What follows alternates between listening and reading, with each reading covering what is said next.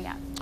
When it gets as bad as it did last night, you can not only smell the smoke, you can feel it burning in your eyes and your lungs. How much solid gunk is really in the air and going into your lungs? The city of Albuquerque monitors air quality around the clock, and the latest results are astounding. News 13's Ian Schwartz is live downtown with details. They sure are, Jessica. The city has several stations around town to grab the air and see how much junk is in it. Over the past 24 hours, they have been working overtime. People have had enough of this haze that's sticking around Albuquerque like bad company. I got placed on an inhaler for the first time in my life yesterday. You know it's bad when former U.S. Forest Service firefighter Rhiannon Mercer is complaining.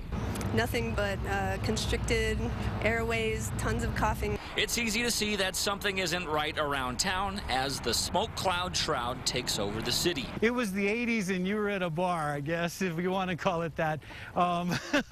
That's how City Air Quality Program Manager Fabian Macias describes the last 24 hours. I would call them the lungs. We basically breathe for you. He's talking about these pricey machines that test the air constantly and spit out real-time data.